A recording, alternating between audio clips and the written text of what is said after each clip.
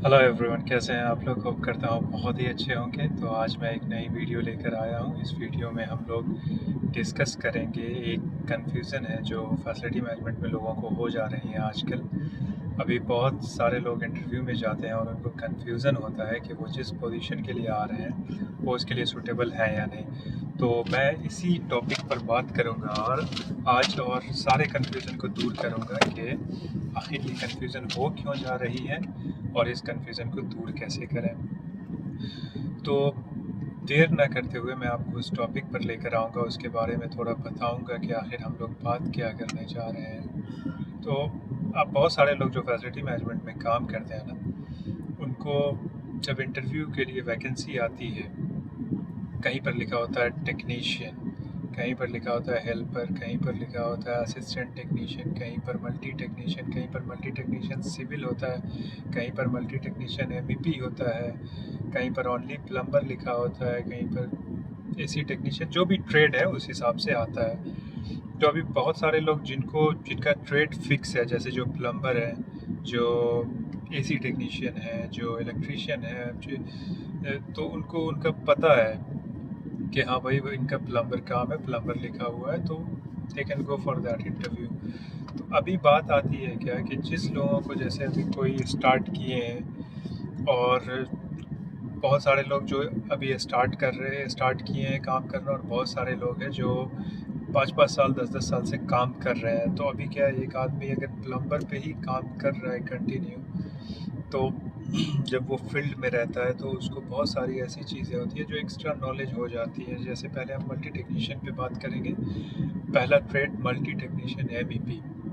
तो multi technician की अगर हम बात करें, जैसे ही वैकेंसी आती है मल्टी टेक्नीशियन एमईपी, एमईपी का फुल फॉर्म होता है मैकेनिकल इलेक्ट्रिकल एंड प्लम्बिंग। तो जैसे ही आप ये वैकेंसी पेपर में या इंटरनेट पर देखते हैं, तो जब आप इंटरव्यू के लिए प्रिपरेशन करते हैं, जो आदमी 5 साल 10 साल से काम कर रहे हैं, तो वो क्या है, फील्ड में काम करते करते अगर उनका ट्रेड प्लम्बर है, तो वो क्या होता है, जब फील्ड में काम करते हैं तो इलेक्ट्रीशियन के साथ भी सपोर्ट करते हैं उसका खुद, और कभी एसी के साथ सपोर्ट करते हैं। तो एक टीम वर्क होता है जब आप काम करते हैं कहीं पर। तो उसमें क्या होता है कि आप बहुत सारी चीज़ लर्न करते हैं, बहुत सारी सारी चीज़ सीखते हैं। तो उससे आप बस, जब 5-10 साल हो जाता है आपको एक्सपीरियंस, तो आप बस एक प्लम्बर नहीं रहते। आप हो जाते तो एज ए प्लम्बर काम करने के लिए है, बट जब आप वहाँ पर काम सीखने के बाद आप एक मल्टी टेक्नीशियन बन जाते हैं टाइम टू टाइम। इसीलिए कभी कभी आप देखते होंगे, सुनते हैं कि कंपनी में प्रमोशन हुआ, कंपनी ने उसकी सैलरी बढ़ा दी, कंपनी ने उसका साइट चेंज कर दिया, उसका पोस्ट बढ़ा दिया।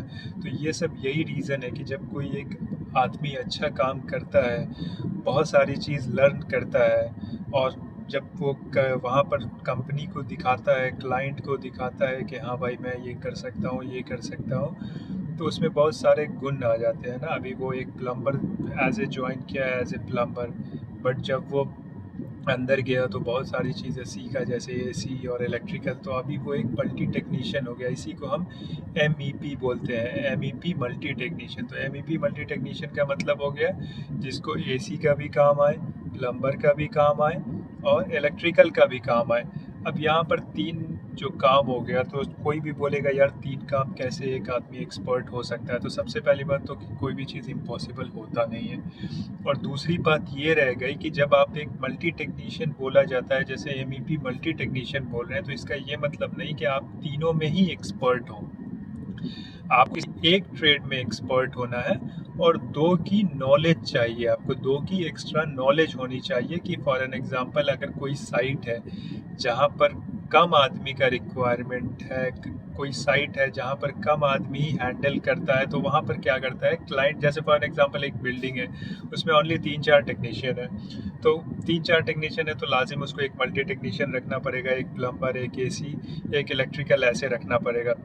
तो अभी 4 तो ऐसे ही हो गया अगर सिंगल सिंगल सारा ट्रेड रखेगा तो वहाँ पर क्या करता है, एक दो कोशिश करता है वो लोग कि दो एमईपी मल्टी टेक्नीशियन ले लें या एक एमईपी मल्टी टेक्नीशियन। अभी मल्टी टेक्नीशियन लाने से क्या हो गया, उसका कोई भी साइट होता है तो वहाँ सिविल का काम भी होगा ना, तो उसका भी आदमी चाहिए। तो अगर 3-4 टेक्नीशियन है तो ऐसे ही ख़त्म हो गया। तो वहाँ पर क्या करते हैं, मल्टी टेक्नीशियन लाते हैं। किसी का कोर क्या होता है, जो मेन उसका काम होता है वो प्लम्बर होता है, लेकिन उसको एसी का भी नॉलेज है, तो अभी क्या है वो 2 डिपार्टमेंट हैंडल कर सकता है, एसी और उसके बाद प्लम्बर। ऐसे ही एक और मल्टी टेक्नीशियन उठा लिया अगर इलेक्ट्रिकल से और प्लम्बर से, या इलेक्ट्रिकल और एसी, तो ऐसे क्या हो गया, आपका 2 ही आदमी में आपका बढ़िया टीम बन गया। अभी आपके पास स्टिल 2 ऑप्शन बचा हुआ है। एक तो सिविल लाजिम जाएगा चाहे जो हो जाए, इसलिए कि सिविल का काम आपको आता रहता है, तो सिविल जाएगा तो 3 आदमी हो गए। अब एक और रिक्वायरमेंट, जैसे एक बिल्डिंग में है तो उसमें आप एक हेल्पर ऐड कर लो, बजट के हिसाब से। अगर हेल्पर का बजट है तो हेल्पर कर लो, टेक्नीशियन का बजट है तो टेक्नीशियन कर लो। तो ऐसे होता है। इसीलिए एमईपी टेक्नीशियन जो आदमी काम करते करते जब सीख जाता है ना, तो वो एमईपी होता है। तो यहाँ पर आप लोग एक माइंड में रखेंगे कि अगर आपको इंटरव्यू आया एमईपी मल्टी टेक्नीशियन, तो वहाँ पे अगर आप प्लम्बर भी हैं और थोड़ा बहुत आपको एसी आता भी है, आप जा सकते हैं उसमें। आप जब क्लाइंट को फेस करेंगे ना, इंटरव्यू में जाएंगे, तो आप उसको बोल सकते हैं, सर मेरा कोर जो है, कोर बोलते हैं जो आपका मेन ट्रेड हो, जिसमें आप स्ट्रांग हो, कि उससे कहीं भी पूछे, वो उसमें कहीं से भी कोई भी काम बोले ना, तो आप बता सकते हो और कर सकते हो। कोर उसको बोलते हैं। तो आपका कोर डिपार्टमेंट जो हो गया वो प्लम्बर हो गया, किसी का कोर डिपार्टमेंट एसी होगा, और प्लम्बिंग का उसको थोड़ा बहुत आता होगा। थोड़ा बहुत मतलब अब एकदम ये भी नहीं कि 10% 20%, एटलीस्ट 50% आपको आना चाहिए।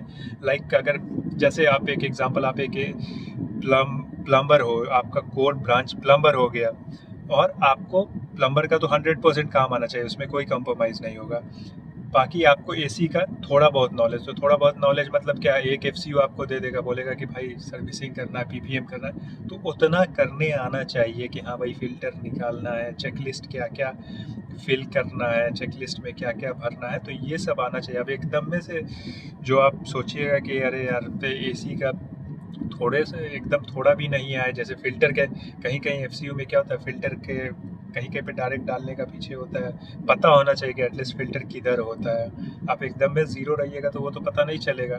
तो एटलीस्ट आपको 50% 40% नॉलेज रहेगा ना, तो एफसीयू आपको दे देगा कि हाँ भाई ये अपार्टमेंट है, ये रूम नंबर है, जो भी कुछ है वहाँ का एफसीयू करना है। तो आपको पता रहेगा कि ओके भाई एफसीयू में क्या क्या पार्ट होता है, फिल्टर होता है, मोटर होता है, जो भी फैन ब्लोअर होता है, और थर्मोस्टेट होता है, एक्चुएटर होता है, जो भी। तो इतना पता रहेगा ना, तो आप जाके चेक लिस्ट लेंगे, जो भी पीपीएम चेक लिस्ट है, आप इजीली 1 बाय 1 चेक लिस्ट में सब कुछ मेंशन रहता है, तो एटलीस्ट थोड़ा बहुत तो पढ़ने आना चाहिए। नहीं आता है तो टाइम टू टाइम, इसीलिए तो एमईपी में आपको थोड़ा एक्सपीरियंस चाहिए कि आप समझ सकें। तो ये होता है एमईपी। एक कोड हो गया, और एक्स्ट्रा में प्लम्बिंग लगा लो, इलेक्ट्रिकल लगा लो, एसी लगा लो, तो अब आप हो गए एक मल्टी टेक्नीशियन, आप जा सकते हैं इंटरव्यू में। तो ये तो हो गया मल्टी टेक्नीशियन का, एमईपी मल्टी टेक्नीशियन। अब बात करेंगे सिविल टेक्नीशियन का। यहाँ पे क्या होता है कि देखिए, सिविल टेक्नीशियन में ना आदमी क्या होता है, एक तो सिविल टेक्नीशियन होता है, एक सिविल में भी मल्टी टेक्नीशियन होता है। सिविल में क्या होता है कि अभी कोई जो आदमी को नहीं पता है ना, तो वो सिविल में सोचेगा कि यार क्या है, ईंटा उटा जोड़ना सिविल का काम है, प्लास्टर व्लास्टर ये। बट ऐसा नहीं है। सिविल में जब आप अंदर जाते हैं ना, तो डीप में बहुत काम आता है। पेंटर को भी सिविल में इंक्लूड किया जाता है, कारपेंटर को भी सिविल में किया जाता है, आपका रहा जो मेसन है वो भी सिविल में आता है। तो सिविल में 3-4 जो है ना डिपार्टमेंट एक साथ मिल के बना सिविल। अब सिविल में क्या होता है कि जब सिविल में एक बंदा, जब ओनली सिविल टेक्नीशियन का रिक्वायरमेंट है ना किसी को, तो वो मेंशन कर देगा civil technician, for an example bracket में मेसन दे दिया, पेंटर दे दिया, ये हो। तो एक तो ऐसे वैकेंसी आएगा। एक क्या होता है कि बस आपको लिखा रहेगा मेसन, पेंटर, कारपेंटर, तो ये हो गया। तो उसमें क्या है, जो आदमी अब मेसन रहेगा, कारपेंटर रहेगा, उसको पता है ऑलरेडी कि हाँ भाई मेरा ये ट्रेड है, तो जाओ इंटरव्यू के लिए देख लिया।